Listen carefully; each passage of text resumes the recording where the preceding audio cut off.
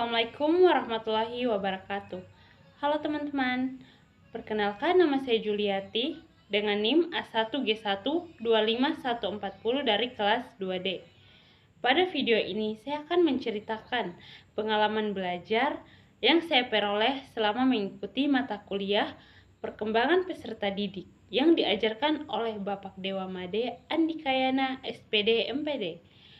Selama mengikuti perkuliahan, saya memahami bahwa menjadi seorang guru tidak hanya bertugas menyampaikan materi pelajaran, tetapi juga harus memahami perkembangan setiap peserta didik secara menyeluruh melalui berbagai tugas observasi, wawancara, dan analisis.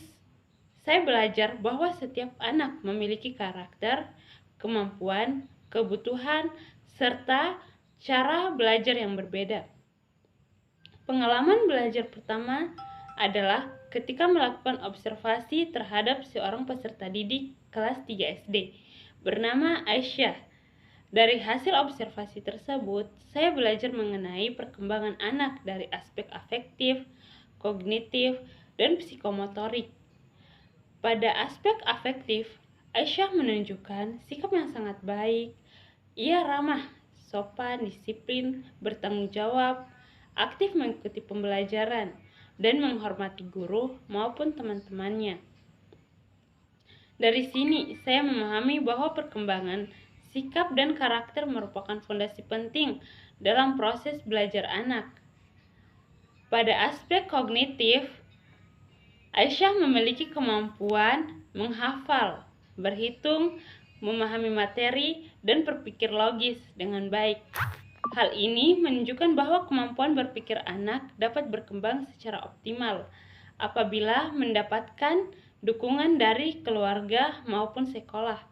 Sedangkan pada aspek psikomotorik, saya menemukan bahwa kemampuan motorik halus Aisyah sudah berkembang dengan baik, seperti menulis dan menggambar.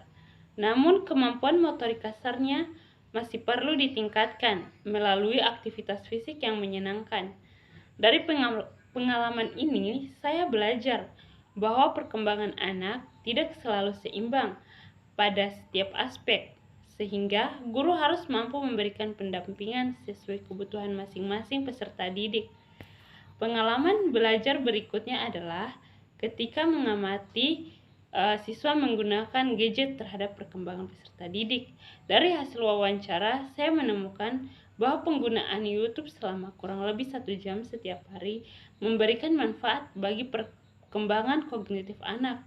Karena melalui tayangan edukatif, anak dapat belajar berhitung, memperoleh pengetahuan baru, dan mengikuti gerakan yang ada pada video. Namun, saya juga memahami bahwa penggunaan gadget harus tetap diawasi oleh orang tua. Jika digunakan secara berlebihan, gadget dapat mengurangi aktivitas fisik anak, memengaruhi kemampuan motorik kasar, dan mengurangi interaksi sosial secara langsung. Oleh karena itu, saya belajar bahwa guru dan orang tua perlu bekerja sama dalam mengatur penggunaan media digital secara bijaksana. Pengalaman berikutnya adalah saat mempelajari bakat dan kreativitas peserta didik melalui wawancara dengan Hairil Dwi Husnah dan Vira. Dari kegiatan tersebut, saya mengetahui bahwa setiap anak memiliki potensi yang berbeda-beda. Hairil memiliki bakat menggambar dan senang membuat kerajinan dari kardus, sedangkan Vira memiliki minat pada olahraga dan menulis. Melalui kegiatan ini, saya memahami bahwa bakat tidak hanya terlihat dari prestasi akademik, tetapi juga dapat muncul melalui aktivitas sehari-hari.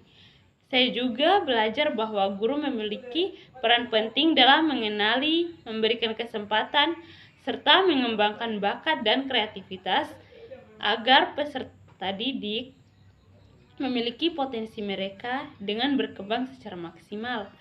Pengalaman belajar yang terakhir adalah ketika melakukan pengamatan mengenai kesulitan belajar dan perkembangan sosial emosional Hairil.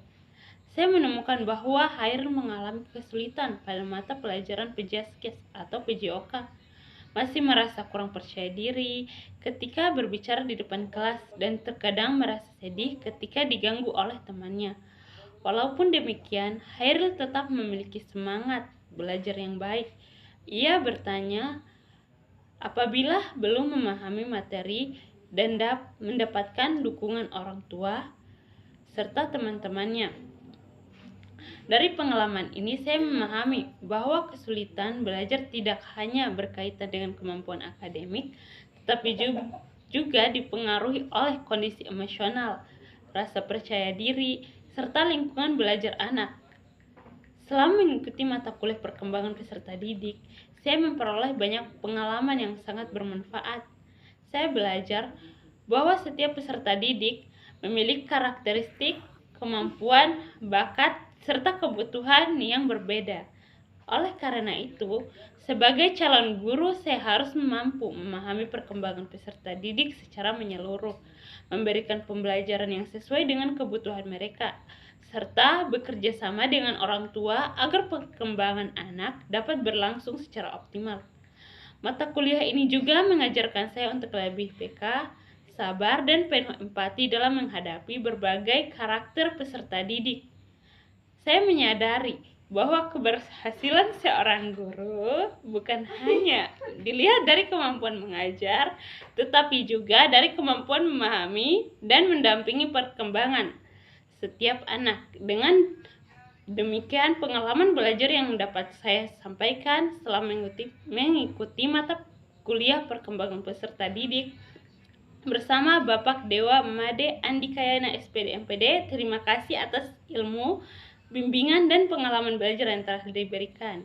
Mohon maaf apabila masih terdapat kekurangan. Wassalamualaikum warahmatullahi wabarakatuh.